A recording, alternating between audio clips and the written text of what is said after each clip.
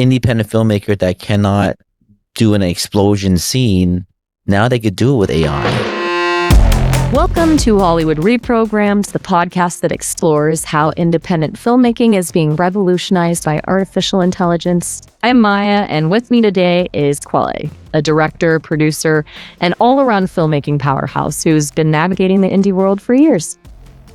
He's the one who first showed me just how much things are changing, and frankly, how much the old rules just don't apply anymore. Kvibe? Hey, thanks, Maya. That was actually a really good introduction.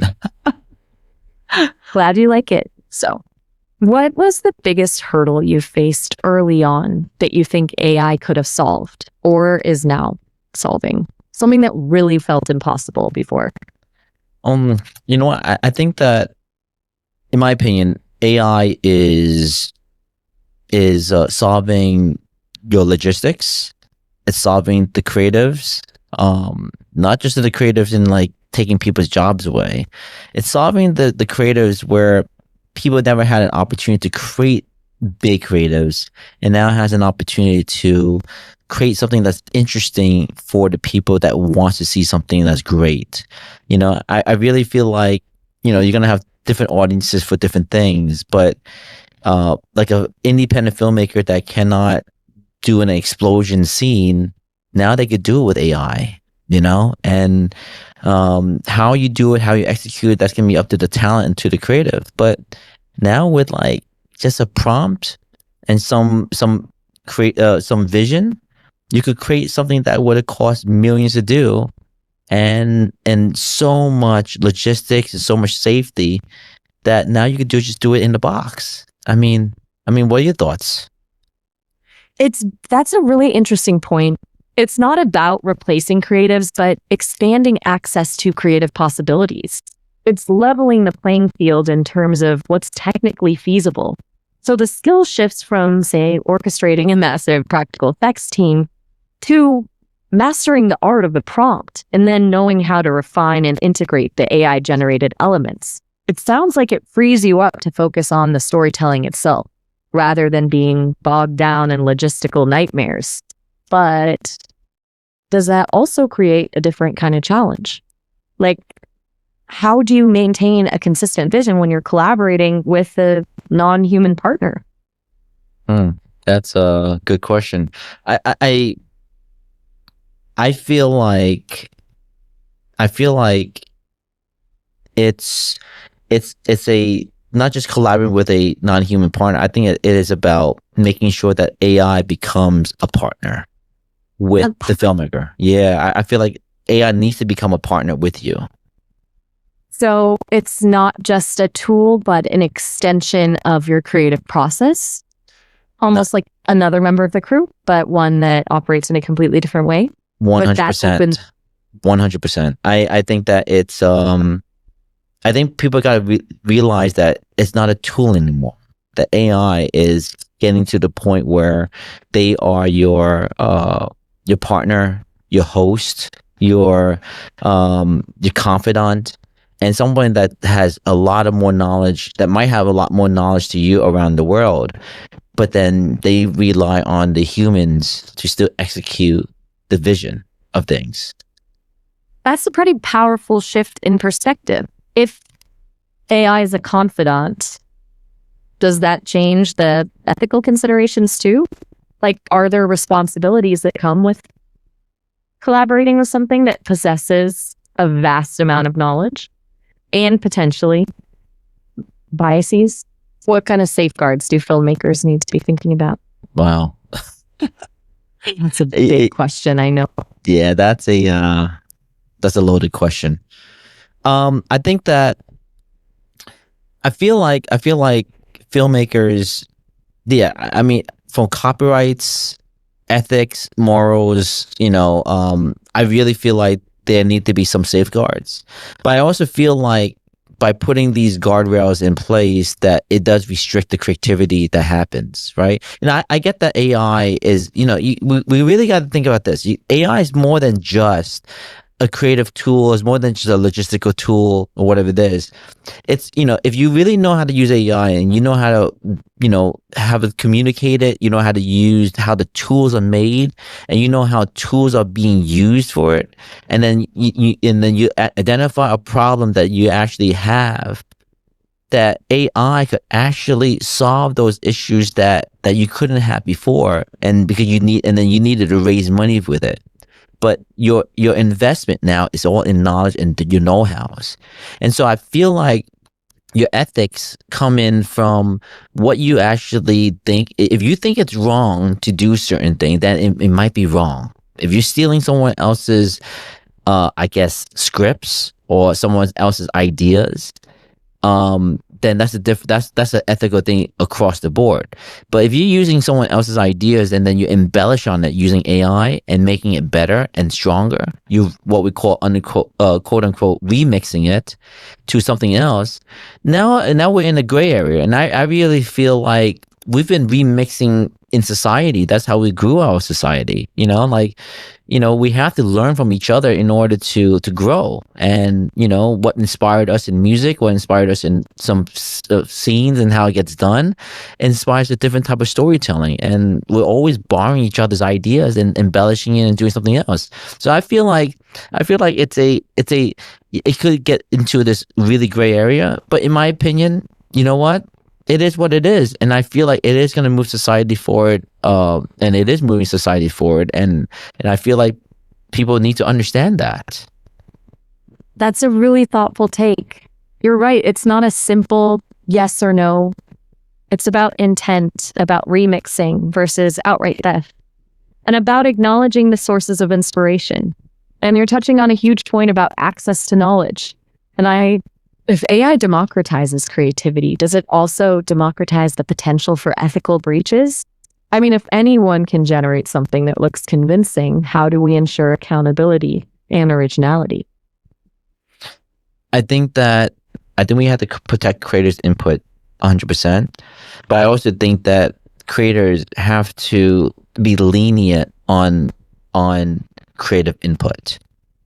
Okay, so a balance between protecting original work and being open to the possibilities of remixing and reinterpretation. But how do you even define original work in a world where AI can generate novel content? Do we need new legal frameworks to address this? And if so, what should those look like? It feels like the legal system is lagging far behind the technology. It is. It is definitely lagging, far behind it. And I mean, I think that the can of worms has been opened. The Pandora's box is open, and AI wouldn't be where it is right now if it didn't do the research and was able to scrape all this information. I could say that anyone that's using ChatGPT, Claude, and all these other tools, they are 100% benefiting from other people's work, 100%, right? And I'm sure these AI companies are going through lawsuits and everything else. However, it's moving society forward, and the government hasn't shut it down. There hasn't been, people on the streets with, and burning down buildings because they don't agree to this.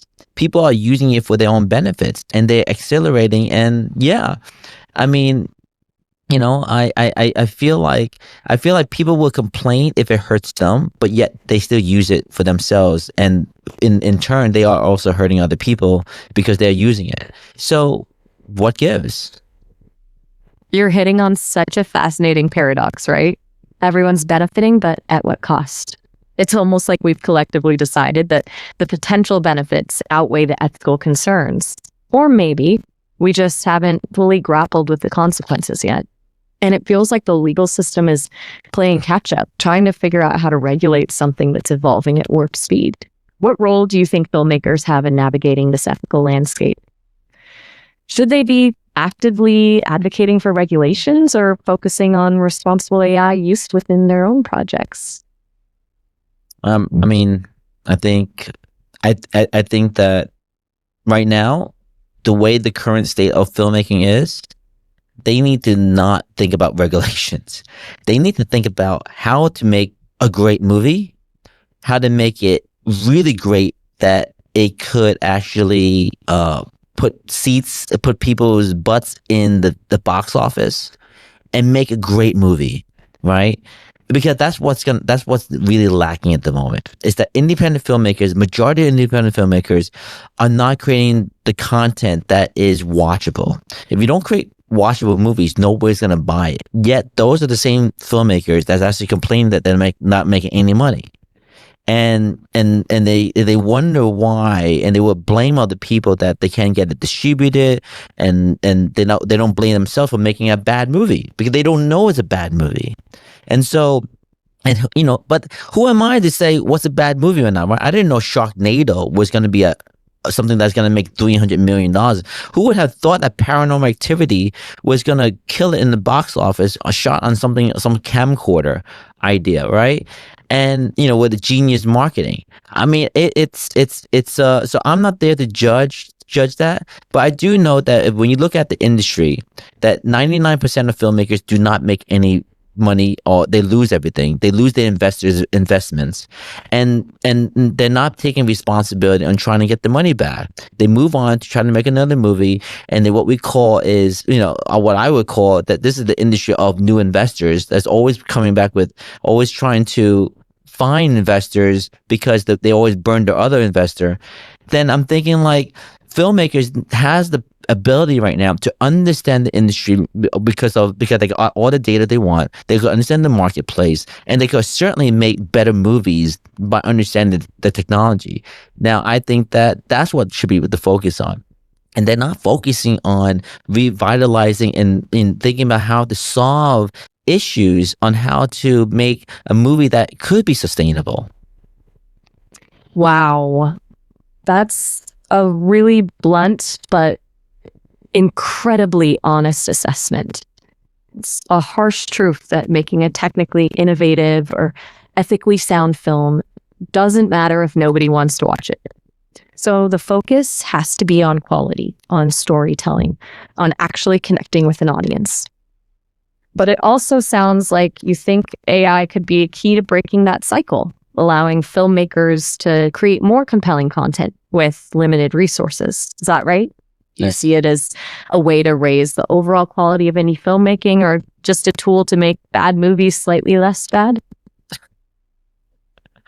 Look, I mean, you raised a point, and yeah, I mean, if you're not, look, I believe that everyone gets a shot. I got 2 kids, and I don't know what kind of talent they are, or they have in their bones at the moment. They're only 5 and 6 years old, but I do know that if they want to go out and make a movie, I'm not going to stop them, and nobody else should stop them making a movie. And I just know that if they want to try to think about doing a great movie, they have to work hard and think and learn and analyze past movies to see what was good or bad. They got to think about it, and they got to be consistent, and they got to be creating. A lot of people don't go in that direction, and they think that I never made they think they made 1 or 2 short films, and they're ready to go and make a feature film and be Spielberg. And sometimes it happens, but in my opinion, that's lightning in the bottle, and I feel like filmmakers need to have this sense of ability to, like, want to tell these stories consistently, keep making it better, because there's always room to get better, but learn all these tools from AI and post-production tools, and do the things that they want as an indie to make it happen. And a lot of them are not like that. A director just don't want to learn the cinematography. Some directors love the cinema, but don't want to learn how to communicate with an actor. And I feel like if you want to be a great filmmaker, you actually have to put the work in and do as much as you can to, whatever you can do to be successful in this industry, when it's super, super, super hard industry to be in. I mean, I'm not sure I'll veer off the questions, but I mean, what are your thoughts about that? That's beautiful, honestly. That belief in giving everyone a shot, but also emphasizing the importance of hard work and dedication. And you're right, it's not just about technical skills. It's about a holistic understanding of filmmaking, from cinematography to acting to storytelling. It's about being a true craftsman. You're essentially saying AI can be a powerful tool, but it can't replace passion, vision, and a willingness to learn. And that ultimately is what will make a film truly connect with an audience. It's about the human element, isn't it? Even when you're using artificial intelligence. Yeah, it is. It is about the human element. And, you know, I mean, I got into this film industry in 2009, and I knew that this was something that was going to be a long road for me. But I believed that making a film, telling stories, was the ultimate way to communicate to the world. And I always felt in my bones that you know, you can't take successes to the grave with you. You know, you can't take the gold with you, wherever it is. But what you could do is what you have to do is what you leave behind for people, what it actually means to leave something great and something that's meaningful behind. And I thought that telling stories, doing something that's artful, that's memorable, is the equivalent being write something, you know, on the stone, like was done back in the days. And I feel like, you know, no amount of technology would ever be able to replace, you know, a great story. Really, at the end of the day, right? You have to use technology to accelerate and create some visual elements that is for today's audiences, but you still got to be able to tell a great story. And you could do all the spectacles all you want, but you have a bad story, it's a bad story. And you know, I live for the story, and I live to tell the truth. And I want to be able to tell the truth in an entertaining way, whether it's through a horror film, a rom-com, a biopic, whatever that is going to be. But that's what I live for. And I want filmmakers to know that, especially in this first episode, that they need to find their own truth. That people that are out there that's just chasing something that is unauthentic, like they want to chase the fame, they want to chase the celebrity status, they want to chase the ego, you know, whether it's, you know, catching girls or catching guys, or they want to impress their parents or impress their friends. And this industry it's very easy to get lost in, because it's so easy to jump onto the red carpet. You got hundreds of photographers that want to take your picture because you did something that is hard to do, and it's easy to get lost in that space, because, like, you know, it becomes like, oh my God, I'm something. I am something.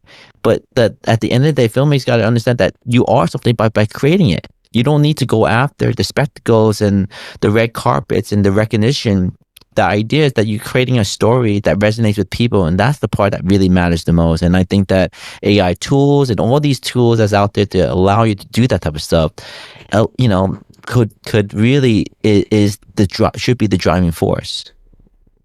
That's incredibly moving, Koala. That's a really powerful message. It's not about the tools, it's about the intention behind them. It's about using technology to amplify your own voice, to tell stories that matter, and to connect with people on a deeper level. And you're right, that's what endures. That's what leaves a lasting impact. I think that's a fantastic core message for this podcast. I think people will really respond to that. That's a really good note to end on, actually. It's kind of perfect. Well, Maya, thank you so much for our first episode together. Yeah, I think it was wonderful. I like to leave a call to action. And every episode should have a call to action. First, guys, everybody who's listening, the most important thing here is that we're trying to build a community. And we need to build a community of people that actually cares about this medium, filmmaking, you know, filmmaking, music, fashion, anything that involves that, right? And we need you to listen, and we need you to talk about it and engage. And if you want us to keep doing this and do more of this, that you have to be able to download the podcast, be supportive, join the community. All the links and everything below. Follow the Instagram, the YouTube, subscribe, do all of that. Just follow it. If you actually care about the medium, because that's exactly what this podcast is all about. There's not enough content about this. People don't talk about it. It's hard. Yeah, you could straight up YouTube it, and there's nothing coming out of it. You TikTok it, it's like 2 or 3 year old content. Nobody's talking about it, and they're not even credible sources. And the one that actually has the information, they don't talk about it and they gate it, or they don't want to do it. And so here it is, guys. This is what we're trying to do, and we want to eventually bring on more guests to talk about it and really break this thing wide open. And that's the call to action. That's the harsh truth. And Maya, you're amazing, and I look forward to the next episode. Thank you, everybody, and see you next time. Till then, stay positive, be creative, and be bold. Talk to you soon.